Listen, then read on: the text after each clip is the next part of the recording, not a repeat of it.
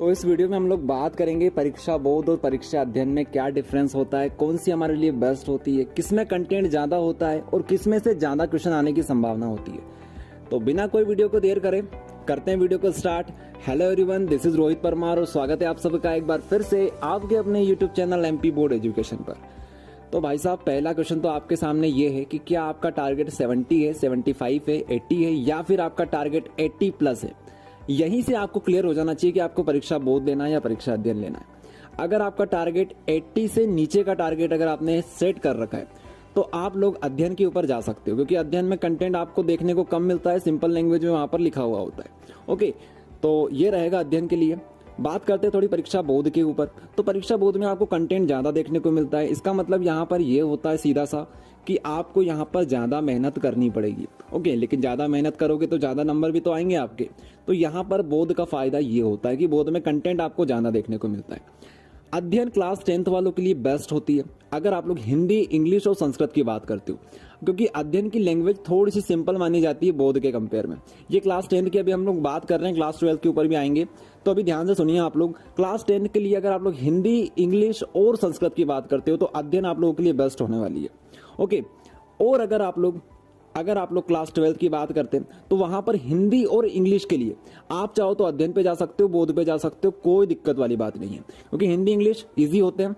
Okay, तो आप लोग कहीं पे भी जा सकते हो, बोध पे चले जाओ, अध्ययन पे चले जाओ, आप लोगों को याद ही करना है एट दी एंड, तो आप लोग कहीं पर भी जा सकते हो। लेकिन अगर हम लोग बात करें हमारे मेन सब्जेक्ट की, क्लास 11 भी आप लोग शामिल कर सकते हो इसी में। ओके, तो यहाँ पर क्लास 10th, क्लास 11 और क्लास 12 की बात हम लोग कर रहे हैं। तो इन क्लासेस के लिए अगर आप लोग मेन सब्जेक्ट की बात करते हो तो आपके लिए बोध ज्यादा अच्छी होने वाली है। इसका रीजन यही है कि इसमें कंटेंट आपको ज्यादा देखने को मिलता है। ओके, और अगर हम लोग बात करें किसमें से ज्यादा आता है, मतलब ये है कि पिछले 10 सालों में सबसे ज्यादा क्वेश्चन किससे आए, परीक्षा बोध से आए या परीक्षा अध्ययन से आए। तो देखिए, ये डिपेंड करता है सब्जेक्ट के ऊपर। अभी हम लोग बात करेंगे हमारे मेन सब्जेक्ट के ऊपर, जैसे फिजिक्स हो गया, केमिस्ट्री हो गया, ओके, बायोलॉजी हो गया। कॉमर्स के स्टूडेंट हो तो उनके लिए भी आप लोग समझ सकते हैं, बिजनेस स्टडी हो गया, अकाउंटेंसी हो गया, इनकी हम लोग बात कर रहे हैं। हिंदी इंग्लिश की हम लोग बात नहीं कर रहे हैं।